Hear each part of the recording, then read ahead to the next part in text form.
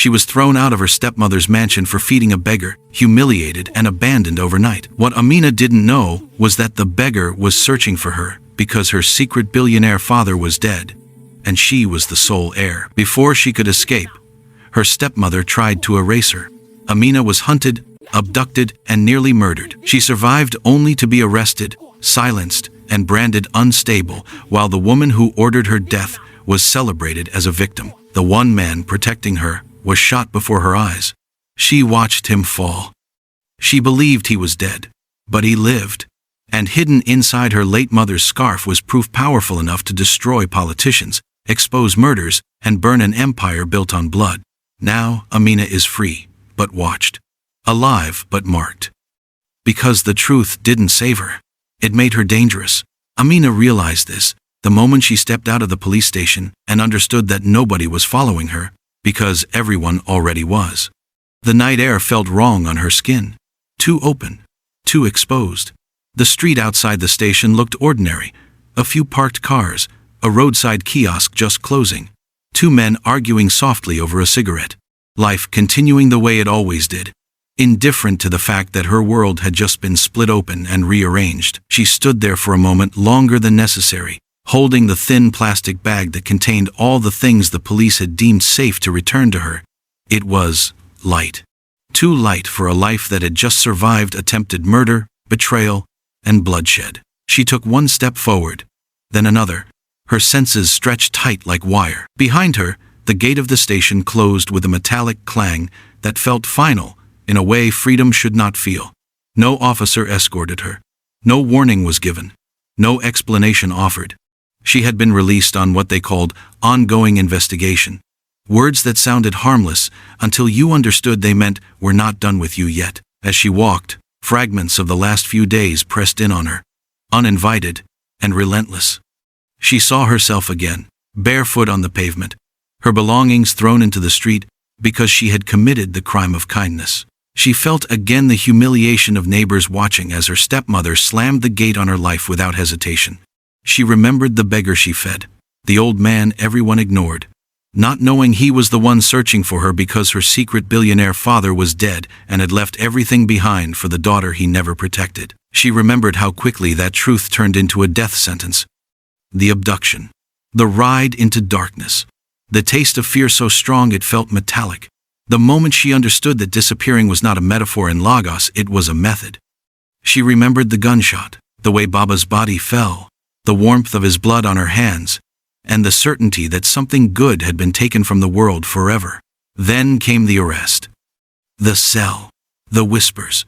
The way the world decided she was unstable because it was easier than believing a respected woman could be monstrous. She remembered sitting across from Baba and Mr. Collins in that suffocating interview room, learning that her father's past was darker than his absence, that inheritance was not a gift but a trigger. And finally, she remembered the moment that shattered her all over again, the revelation that Baba had lived, that the man she mourned had survived by design, carrying secrets sewn into a scarf that once belonged to her mother. Proof strong enough to destroy empires. Truth heavy enough to kill for. That truth was now pressed flat against her chest, hidden beneath her clothes, its weight far greater than the fabric that concealed it. Amina reached the junction and stopped. 3 directions. All of them wrong. She did not go home, because there was no home left that had not already betrayed her. She did not call anyone, because every name in her phone now felt like a possible liability.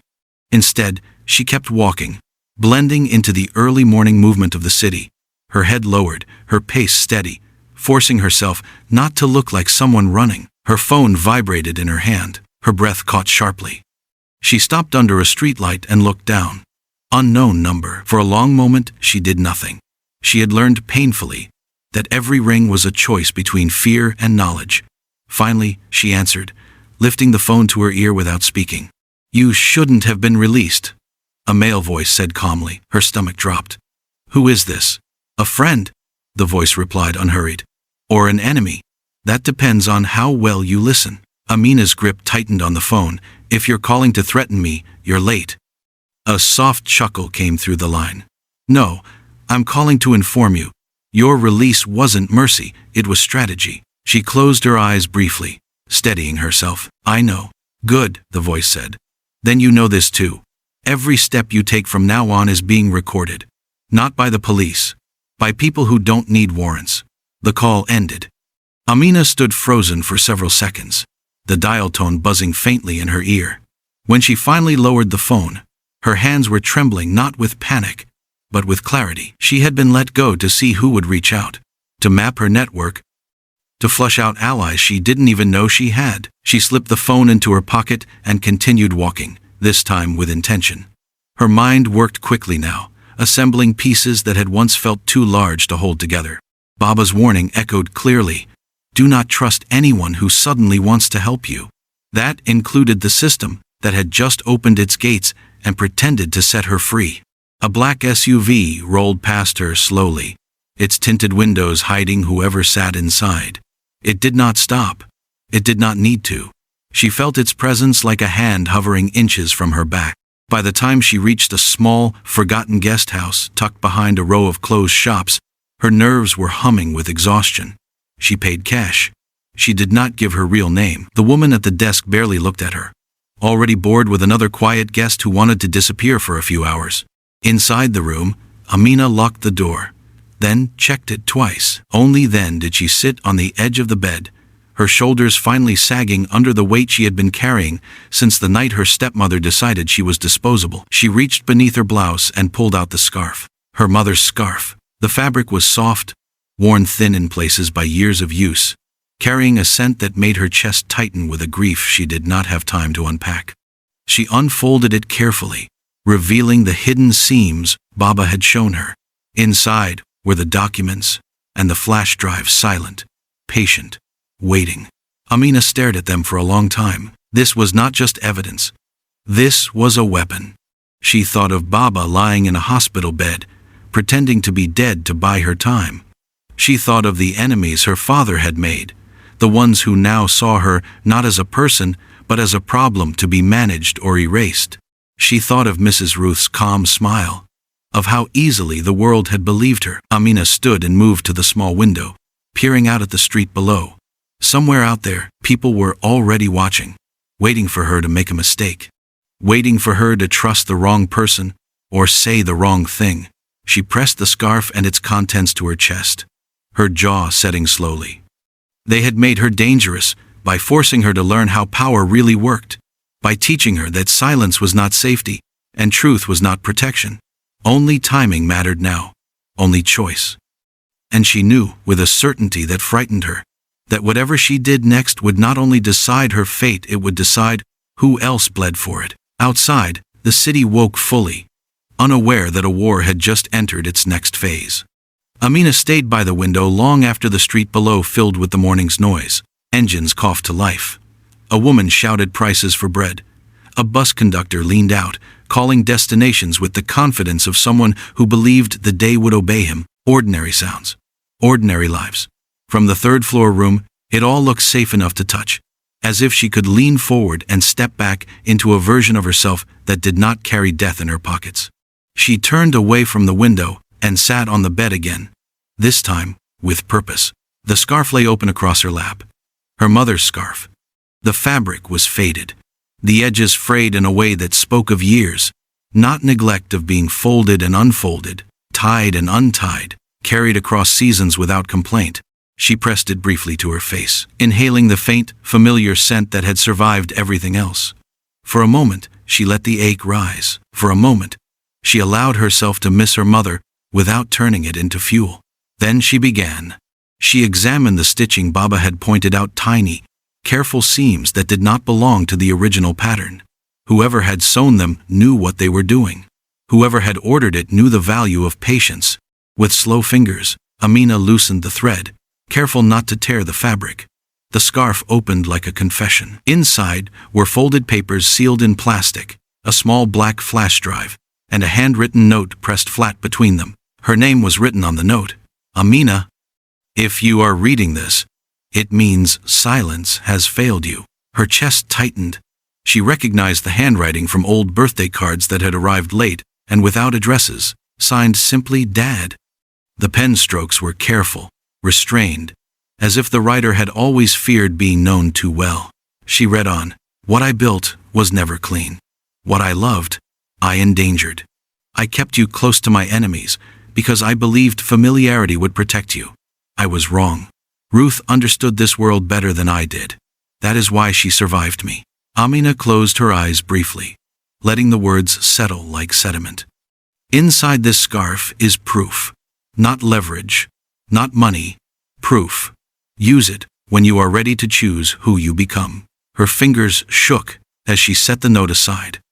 She opened the plastic sleeve and unfolded the documents one by one. At first, they looked ordinary enough: company names, dates, signatures, but the pattern emerged quickly, ugly and precise. Shell companies linked to land acquisitions that displaced entire communities, transfers timed with election cycles, donations routed through charities that never existed beyond letterheads and press releases. She took out her phone and, keeping the volume muted, began to cross-check names. The first search made her stomach drop. The second confirmed it. The third erased any remaining doubt. These were not rumors. They were trails, clean enough to pass audits, dirty enough to drown in if followed all the way down. Politicians she recognized, judges she had watched on television, business leaders whose faces smiled from billboards promising progress. Her father's signature appeared at critical points, not everywhere, but often enough to anchor the web. He had not been the loudest man in the room. He had been the one who made rooms quieter when he entered. Amina exhaled slowly, forcing herself not to rush. Panic would scatter the details. She needed to see the whole shape before she touched anything. She plugged the flash drive into her phone using a small adapter Baba had included without explanation. Files populated the screen. Audio recordings, video clips, spreadsheets labeled with dates and initials. One folder sat apart from the rest, marked simply R. Her pulse quickened. Inside were recordings of phone calls, voices muffled but unmistakable once she listened closely. Ruth's voice was there, cool and controlled, discussing cleanup, timelines, and contingencies in the language of someone ordering logistics, not violence. In one clip, a man laughed nervously and asked what would happen if the girl became a problem. Ruth's reply was unhurried. Then the problem will be resolved. Amina's hands clenched around the phone until her knuckles ached. She kept going. Another file opened to surveillance photos, grainy, taken from distance. Baba by the gate. Baba leaving the hospital on a different day than the one reported. Baba entering a building Amina did not recognize. Dates and times matched her own memories in uncomfortable ways. He had been closer, longer, more careful than she knew. The next document hit harder. A medical report. Her mother's name at the top. The cause of death listed as complications. The attending physician's signature looked neat, practiced. Attached was a second report unsigned. Internal flagging discrepancies. Medications administered outside protocol. Pressure from external parties to close the case quickly. Amina's vision blurred. She set the phone down and pressed her palms flat against the bed, breathing through the surge of grief that threatened to take her under. This was not just inheritance. This was not just corruption. This was a ledger of lives bent or broken to keep a machine running smoothly. Her phone vibrated. She flinched, then steadied herself and checked the screen. Another unknown number. She didn't answer this time. A message followed immediately. "You are reading things that were not meant for you," she typed back before she could stop herself. "Then why were they hidden in my mother's scarf?" The reply took longer to come. "Because your father underestimated how much you would survive." Amina stared at the words, then locked the phone and set it aside. Whoever this was wanted her distracted, reactive, afraid. She refused to give them that. She gathered the documents carefully and replaced them in the scarf, then tucked it back beneath her blouse. The evidence felt heavier now, as if it had learned her name. She paced the small room, mind racing not with fear but with planning. If she released everything at once, chaos would follow, and chaos favored people like Ruth. If she stayed silent, the machine would roll over her eventually. There had to be a third option, a way to test the ground, a way to force a reaction without exposing the whole hand. She remembered something Baba had said months ago, in a voice so casual it had seemed like a proverb. "Big doors don't open when you push them," he'd said. They open when you touch the hinge. Amina stopped pacing. She pulled the flash drive out again and scrolled to a smaller folder, one that tied a mid-level official to a specific land grab, with dates, bank transfers, and a recorded meeting that included no names too large to be protected immediately. Enough to cause noise. Not enough to start a war. Her phone vibrated again. This time, the caller ID showed a name, Mr. Collins. Her chest tightened. She let it ring twice, then answered. "Amina," he said quickly, too quickly. "Where are you?" She looked around the room, at the locked door, at the thin curtain over the window. "Safe," she replied. "For now." "You shouldn't be alone," he said. "Things are moving fast. There are people asking questions." "I know," she said evenly. "They've been asking me." A pause. "Have you found anything?" She pictured Baba's bandaged face, her mother's scarf, Ruth's voice saying resolved. "Yes," Amina said. "Enough." Another pause. Longer this time. When he spoke again, his voice was careful. "Then you need to give it to me. I can." "No," she said gently, and the gentleness surprised her. "You can't." Silence stretched between them. "Be careful," Collins said finally. "You don't know what you're dealing with." Amina ended the call without replying. She sat back on the bed, the decision settling into place with a calm she hadn't felt in days. She would not burn everything today. She would not save everyone either. She would touch the hinge and watch who moved to stop the door from opening. Outside, the city had fully woken. Somewhere within it, people were already adjusting their plans. Amina opened a new email account, chose a name that meant nothing, and attached one file. Then she hesitated, her finger hovering over the send button. She thought of her mother, of Baba, breathing quietly in a hospital bed because he had planned for betrayal, of Ruth's calm smile and the way the world had believed it. Amina pressed send, and somewhere far away, a phone rang that was not supposed to ring. She sat very still, listening to the city, and waited to see who would bleed first. Amina did not move after pressing send. She kept her finger resting on the glass, as if the phone might pull the message back if she lifted it too quickly. The room felt suddenly smaller, the air heavier, charged with the kind of tension that comes after a decision you cannot undo. Outside, the city continued its business engines, voices, footsteps, unaware that a quiet line of code had just crossed a boundary it was never meant to touch. She counted her breaths. 1, 2, 3. Nothing happened. That was worse. She rose from the bed and crossed to the window, careful not to part the curtain too far. The street looked unchanged, but her body disagreed. Every sound now carried a second meaning. Every passing car felt deliberate. She told herself this was paranoia, but paranoia was just pattern recognition that arrived early.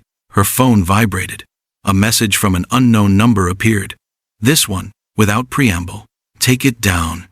Amina stared at the words, then locked the phone and slipped it into her pocket.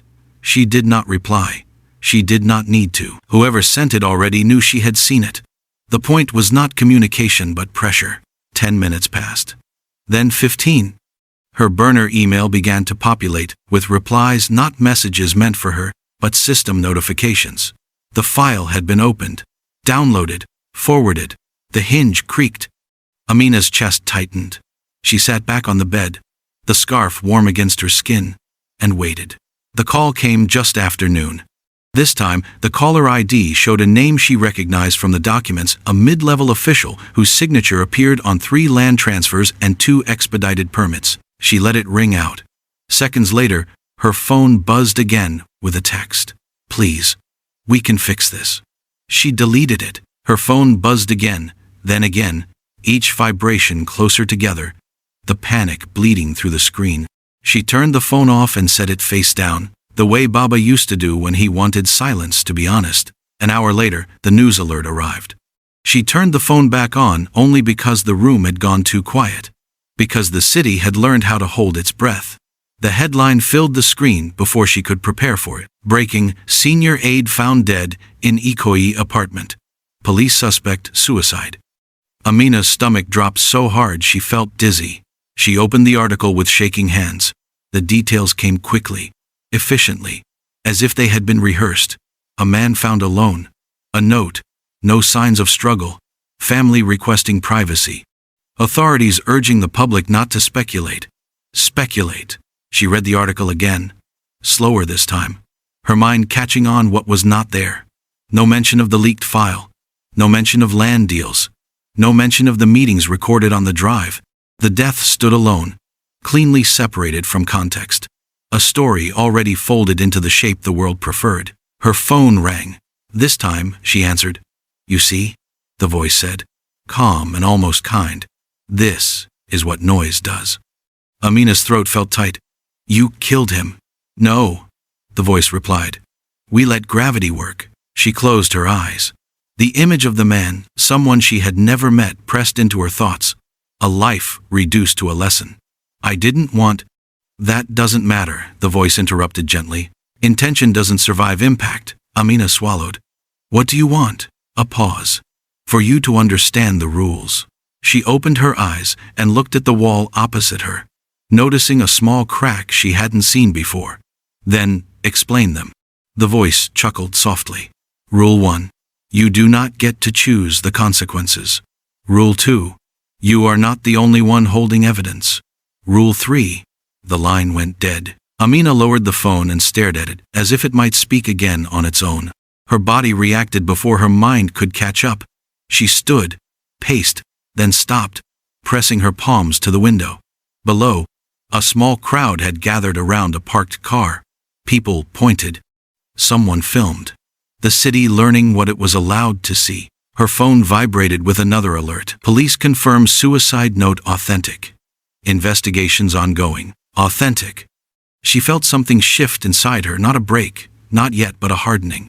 The leak had done exactly what she feared and exactly what she needed. It had proven that truth did not travel alone. It dragged a shadow behind it, and that shadow moved faster. A knock sounded at the door. Amina froze. The knock came again, firmer this time. She moved quietly, checking the lock, then peered through the peephole. A young woman stood outside. Hair pulled back, plain clothes, a clipboard tucked under one arm. She looked like a receptionist, or a courier, or anyone whose job depended on being forgettable. Housekeeping, the woman said, her voice neutral. Front desk asked me to check the room. Amina did not answer. The woman shifted her weight. Madam? Amina stepped back from the door, her heart hammering. She remembered the call, the rules, the way help arrived when it was least welcome. She reached for the chair and slid it under the handle, then stood very still, listening. Footsteps approached from the stairwell. Then another knock, this one on the door across the hall. Police, a man's voice called. Routine check. Amina's breath caught painfully. Routine. She backed away slowly, eyes darting to the window, to the bed, to the thin wall that separated her from whoever had learned where she was. Her phone buzzed in her pocket. A message from Mr. Collins. Do not answer the door. Do not leave. I'm on my way. Her fingers trembled. She typed back with one hand. They're here. The reply came quickly. Then listen to me carefully. There's a service corridor at the back. Second door after the fire exit. Go now. Another knock. Louder. Impatient. Madam, open the door. Amina grabbed the scarf and shoved the flash drive into her shoe, heart pounding so loudly she was sure they could hear it. She slipped into the bathroom, eased the window open, and climbed onto the narrow ledge that ran along the building's side. The drop wasn't far, but the fall would hurt. She did not hesitate. She landed hard, pain flaring up her ankle, and limped toward the alley, keeping to the shadows. Voices rose behind her. A door slammed. Someone shouted her name. She did not look back.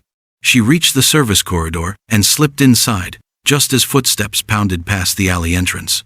The corridor smelled of bleach and damp cardboard. She pressed herself against the wall, breathing shallowly, counting again. 1, 2, 3. The footsteps receded. Her phone vibrated once more. An unknown number. She stared at it, then answered. You're learning, the voice said not unkindly. You touched the hinge. The door moved. Amina's jaw tightened. You think this ends me? A pause. No, the voice replied. I think this remakes you. The call ended. Amina slid down the wall, her legs finally giving way. She pressed her forehead to her knees and let the reality settle, heavy and unavoidable. She had leaked a truth and watched a man die. She had run from police who might not be police. She had learned that the system corrected itself by sacrificing pieces, and somewhere, people were already adjusting their plans to include her. When she stood again, it was with care. She pulled the scarf from beneath her blouse, feeling the documents against her skin, and made a decision that scared her more than anything else she had done so far. She would not leak again until she could control the fallout. She would not move until she knew who was bleeding and who was pretending. And she would find Baba. Because if the truth was killing people, then the only way to survive it was to decide clearly and finally who she was willing to lose. She stepped out of the corridor and disappeared into the afternoon, carrying a silence that had learned how to make noise. 3 days passed without Amina sleeping properly. Not the kind of sleeplessness that came with tossing and turning, but the kind that kept the body upright while the mind drifted in short, violent bursts. She moved through Lagos like a rumor present, discussed, argued over, but never fully seen. Each morning brought a different hiding place. Each night came with a different fear. The city did not hunt her loudly. It watched her quietly, patiently, the way predators watched animals that were already bleeding. By the 4th day, her name no longer belonged to her. It belonged to television panels and radio shows, to pastors and opinion writers, to men who leaned back in leather chairs and women who clasped their hands sadly while speaking about the dangers of unchecked emotions. Her face appeared on screens she did not control, frozen into expressions chosen by people who needed her to look unstable, desperate, untrustworthy. She watched once, by mistake.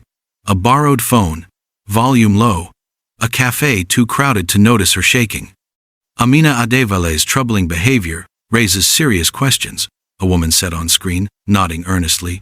We must ask whether grief has clouded her judgment. A man beside her added, there's also the matter of her mental health history. Reports suggest she's been volatile for years. Amina turned the phone face down, her stomach twisting.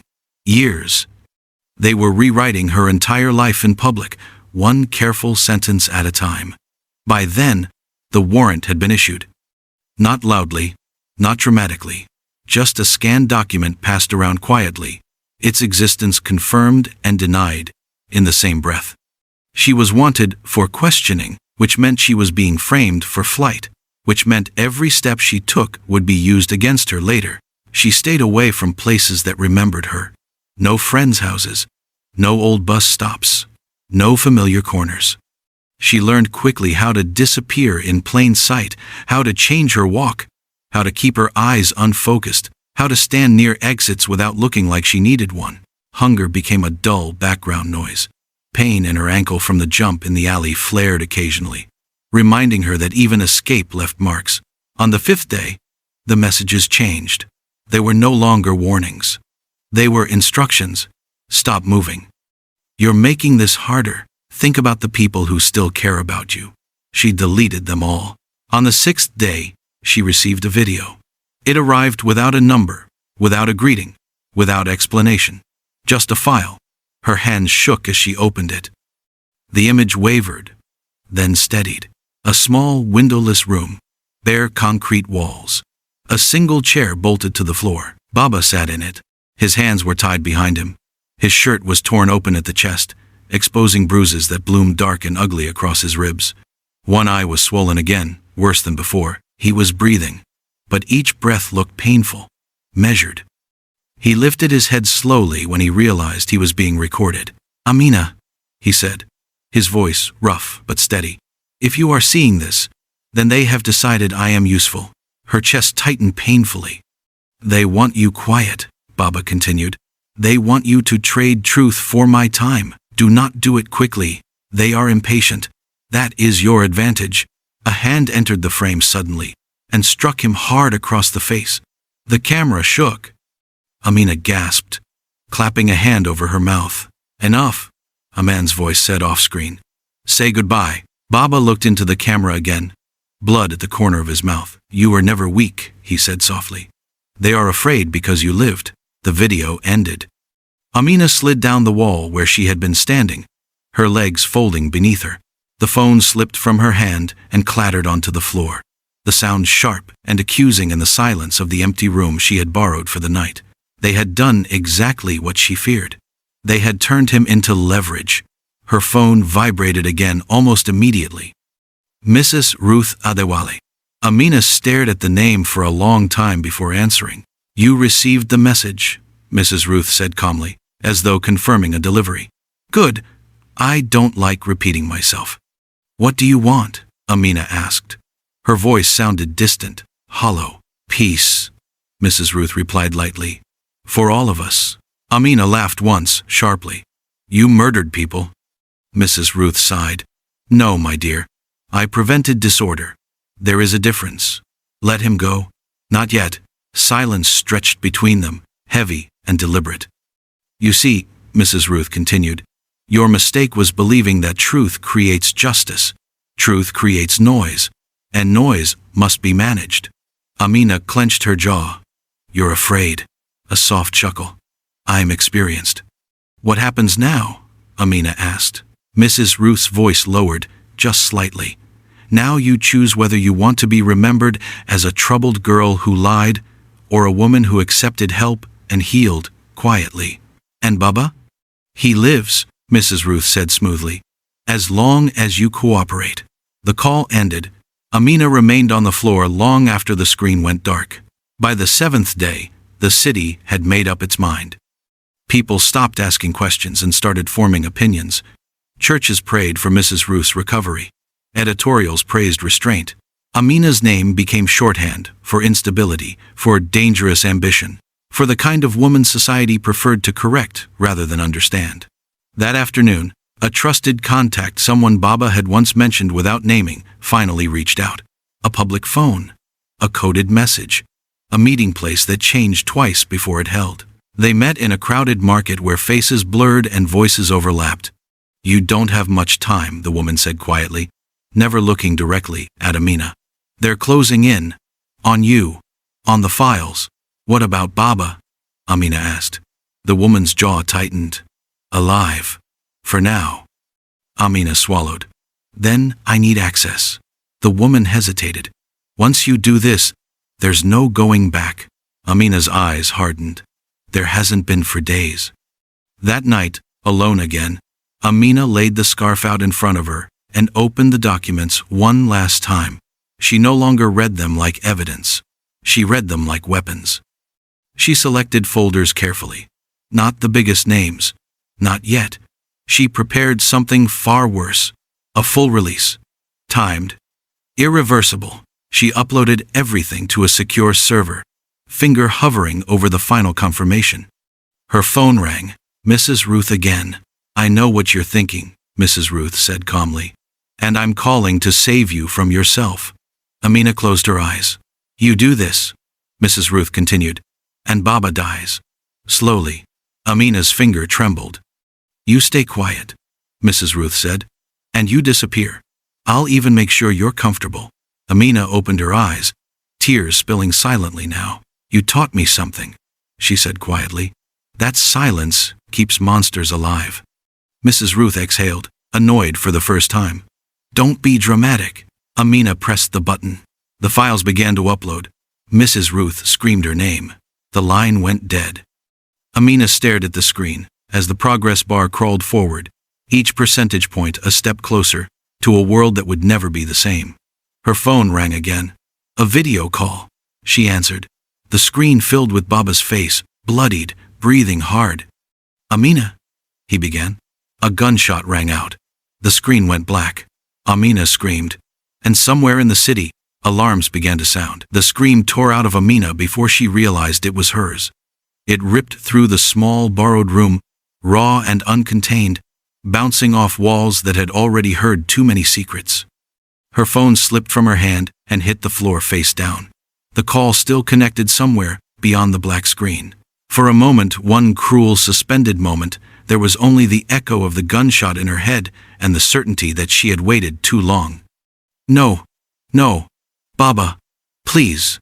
She dropped to her knees, scrambling for the phone with shaking hands. When she turned it over, the screen remained dark.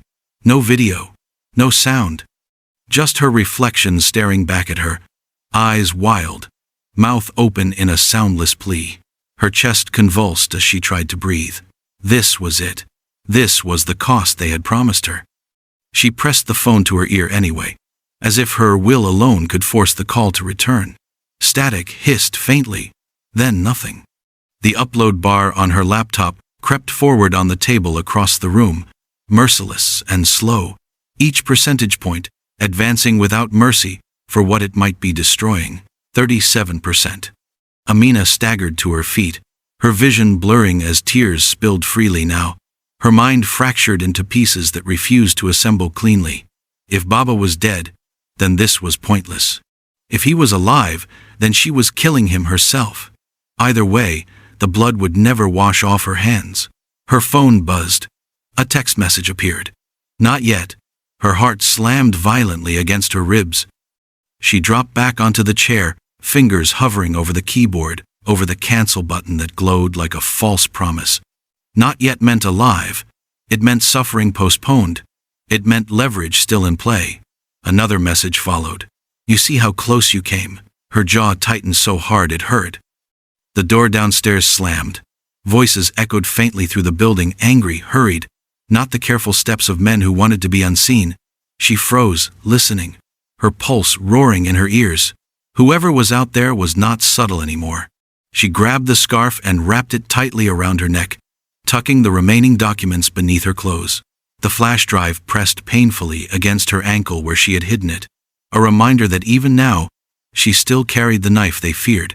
42%. Her phone rang again. Mrs. Ruth. Amina stared at the name, then answered. You're a stubborn child, Mrs. Ruth said, her voice no longer calm. It trembled, just slightly, and that tremor sent a cold clarity through Amina's chest. Do you know what you've done? Amina swallowed. I told the truth. You released chaos, Mrs. Ruth snapped. Men are already calling me. Governors, judges, people you don't get to provoke and then walk away from. Amina laughed softly, the sound breaking at the edges. You walked away from murder. A sharp inhale on the other end. Listen to me, Mrs. Ruth said. End this now. Pull it down. I will make Baba's pain stop. Amina closed her eyes. The image of Baba bound to that chair burned behind her lids. Alive? A pause. Too long. Mrs. Ruth exhaled. Alive enough. The words gutted her. You taught me how this works, Amina said quietly. Truth for time. Silence for mercy. But mercy always expires. Don't be dramatic, Mrs. Ruth hissed. You're not built for martyrdom. No, Amina replied. I'm built for survival. She ended the call. The upload bar jumped. 50%. Outside, sirens wailed far away at first, then closer, multiplying. The city was waking up to something it could not control anymore. Phones buzzed. Screens refreshed. Names appeared in threads that could not be unthreaded. Amina's phone lit up with alerts she did not open. Leak confirmed. Offshore accounts linked to senior officials. Audio implicates multiple figures. She leaned back against the wall, sliding down until she sat on the floor, her knees pulled tight to her chest. Every muscle in her body trembled, but her hands were steady now. This was the stillness after the leap. 71%. A video notification popped up. Unknown number. Her heart lurched. She hesitated, then accepted. The camera flickered on. Baba filled the screen. Alive. Barely. His face was swollen, blood dried and fresh at the same time. One eye was shut. The other searched for her, found her, and softened with something like relief. Amina, he said, his voice hoarse. They are angry now. She pressed a hand to her mouth, sobbing silently. They didn't expect you to choose fire, he continued, a faint smile tugging at his bruised mouth. That was always your strength. A man stepped into frame behind him, gun visible now, no longer pretending. The barrel pressed lightly against Baba's temple, casual and obscene. Time, the man said. Amina surged to her feet. Stop, please, just... Baba shook his head gently. Listen to me, he said. If you stop now, they will own you forever. If you finish, they will still hurt me, but they will never own you. Her chest cracked open. "I don't want to lose you," she whispered. "You already did," Baba replied softly. "The night you chose truth." The upload bar reached 90%. Mrs. Ruth's voice cut in, sharp and furious, off-screen. "Enough. End the call." The man tightened his grip on the gun. Baba's gaze never left Amina's. "Do not beg," he said. "Do not apologize. Make it count." The screen shook. Amina screamed his name. The upload completed. Upload successful. The gunshot came half a second later. The screen went black. Amina collapsed. The sound of her screams swallowed by the explosion of sirens, alerts, and shouting that erupted all at once. The city convulsed as if struck at its spine. Somewhere, men ran. Somewhere, phones were destroyed. Somewhere, someone realized it was too late. She lay on the floor, gasping, her chest burning, her mind split between horror and a terrible, irreversible calm. It was done. She had chosen. Outside, the noise swelled: helicopters, sirens, crowds. The truth was no longer a file. It was a storm. Amina wiped her face with trembling hands and pushed herself up. Whatever came next would come fast. Prison, exile, death. None of it mattered the way it once had. Because the world would never be able to say it didn't know. And neither would you. End of part 3. If this story moved you, we want to hear from you. What do you think about Amina's choices? Did she do the right thing? Or did the truth cost too much? Drop your thoughts in the comments and tell us where you're watching from. Your voice matters, and we read every single one. If you don't want to miss what happens next, subscribe to the channel and turn on notifications. Part 4 will reveal the aftermath, and nothing will ever be the same again.